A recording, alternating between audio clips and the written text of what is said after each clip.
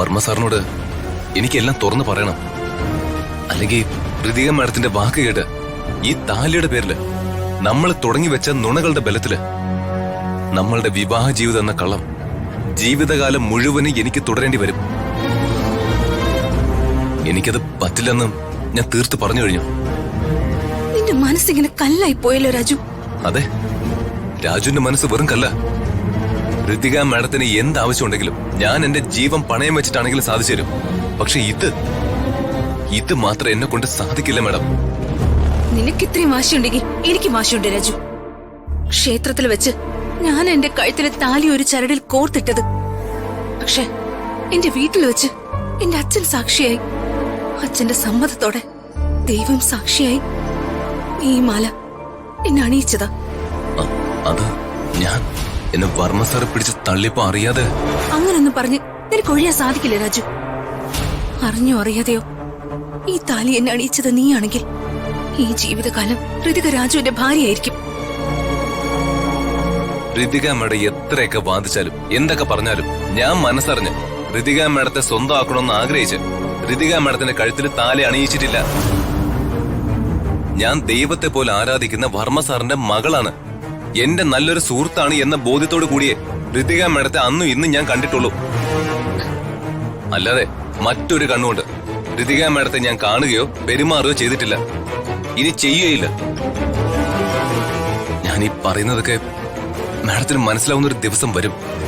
അന്ന് ഋതിക മാഡം എന്നോട് പറയും, രാജു നീ പറഞ്ഞതൊക്കെ ആയിരുന്നു ശരിയെന്ന്. എന്താ വേണുട്ടാ അത്യാവശ്യമായിട്ട് കാണണമെന്ന് പറഞ്ഞ്? എന്താ പറയേണ്ടതെന്ന് എനിക്കൊരു എത്തും പിടിയും കിട്ടുന്നില്ല പത്മാവതി മാഡം. കേട്ട കാര്യങ്ങൾ ഓർത്ത് സങ്കടപ്പെടണോ സന്തോഷിക്കണോന്ന് എനിക്കറിയില്ല. അതാ ഞാൻ പത്മാവതി മാഡത്തെ വിളിച്ചത്. എന്താ വേണുട്ടാ, എന്താ പറ്റിയേ?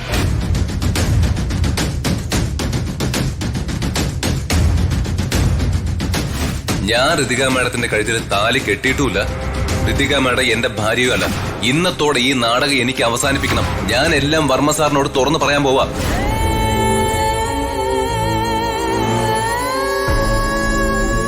എന്താ വേണോട്ടെ ഇത്? ഈ കുട്ടികള് എന്ത് ധൈര്യത്തിൽ ഇങ്ങനെ ചെയ്തത്? വർമ്മ സാറെങ്ങാനും ഇതറിഞ്ഞ അറിയാൻ പാടില്ല വേണോട്ട. രാജുവിനെ പോലെ നല്ല മനസ്സുള്ള ഒരു ചെറുപ്പക്കാരന്റെ കൂടെയാണല്ലോ, നിങ്ങളുടെ ഒക്കെ കൂടെയാണല്ലോ എന്റെ മോള് ജീവിക്കുന്നതെന്ന് ഓർത്ത് ആശ്വാസത്തിലായിരുന്നു ഞാൻ. അംബിക ചേച്ചിയുടെ ദീപകിന്റെ ഇടയിന്ന് ഋതിക മോളെ രക്ഷിക്കാൻ വേണ്ടിയാവും രാജു ചിലപ്പോ ഇങ്ങനൊരു സാഹസം കാണിച്ചത്. അവരുടെ വിവാഹം അംഗീകരിച്ച് എല്ലാവരെയും വീട്ടിലേക്ക് ക്ഷണിച്ച് റിസപ്ഷൻ നടത്താൻ തീരുമാനിച്ചിരിക്കുകയാണ് വർമ്മ സാർ. അവിടെ വെച്ച് വിവാഹം നടന്നിട്ടില്ലെന്ന് തുറന്ന് പറയാൻ പോവുക രാജു. അയ്യോ, അങ്ങനെ സംഭവിക്കരുത് വേണോട്ടാ. അങ്ങനെ സംഭവിച്ച വലിയ പ്രശ്നങ്ങളുണ്ടാവും. രാജു എന്റെ ഭർത്താവിന്റെയും മകളുടെയും കൂടെ ഉള്ളതാ അവരുടെ സുരക്ഷ. അതില്ലാതായ അംബിക ചേച്ചിയും ദീപക്കും പിന്നെ പ്രതാപേട്ടനെ ഋതുമോളെ ഉന്നം വെക്കും. എങ്ങനെയെങ്കിലും വേണുവേട്ടൻ രാജുവിനെ പറഞ്ഞ് മനസ്സിലാക്കണം. ഞാൻ പറഞ്ഞാൽ അവൻ ഈ കാര്യം കേൾക്കുമെന്ന് ഉറപ്പില്ല പത്മാവതി മാഡം. എങ്കിൽ വേണുവേട്ടൻ എന്തെങ്കിലും ചെയ്ത് രാജുവിനെ തടയേ. എങ്ങനെ? ആലോചിച്ച് നോക്ക് വേണുവേട്ട, ഒരു വഴി തെളിയാതിരിക്കില്ല.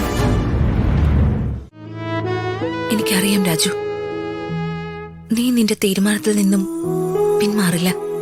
കാരണം നിനക്ക് എല്ലാത്തിനേക്കാളും വലുത് എന്റെ അച്ഛന് നിന്നോടുള്ള വിശ്വാസവും നിനക്ക് എന്റെ അച്ഛനോടുള്ള ആദർശവുമാ.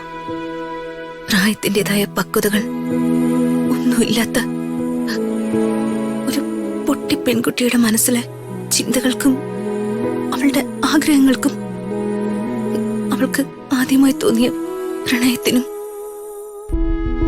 എന്ത് പ്രസക്തിയല്ലേ? ഋതിക മാഡം, ഞാൻ വേണ്ട രാജു, നിനക്ക് പറയാനുള്ളതൊക്കെ എത്രയോ തവണ ഞാൻ കേട്ടിട്ടുള്ളതാ. അപ്പോഴൊക്കെ ഞാൻ എന്റെ മനസ്സ് നിന്നെ തുറന്നു കാട്ടിയിട്ടുണ്ട്. നീ കണ്ടിട്ടും കണ്ടില്ലെന്ന് നടിച്ചോണ്ടിരിക്കുകയല്ലേ? എനിക്കിനി പ്രതീക്ഷകളൊന്നും ഇല്ല രാജു. മരവിച്ച മനസ്സുമായിട്ടാ ഞാൻ നിന്റെ മുന്നിൽ ഇപ്പോ നിൽക്കുന്നത്. നിന്നെ പ്രണയിച്ചു തുടങ്ങിയ ദിവസം മുതലാ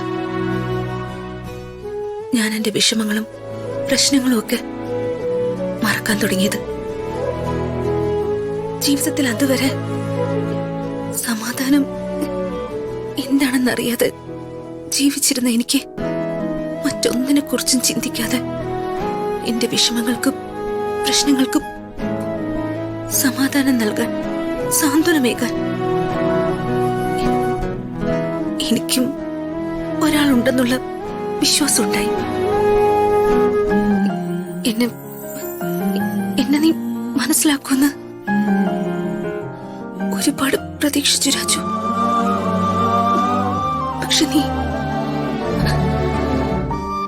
എന്റെ പ്രണയത്തെ കണ്ടിട്ടും കണ്ടില്ല എന്ന് നടിക്കില്ലേ?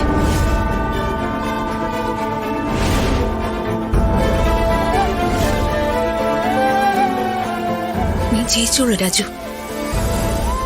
നിന്റെ ആദർശവും വിശ്വാസവും നീ കാത്തു രക്ഷിച്ചോ. എനിക്കെന്താ? എനിക്കൊന്നുമില്ല.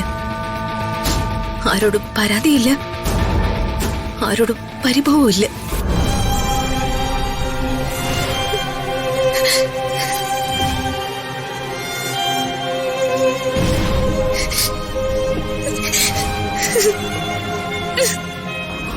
രാജു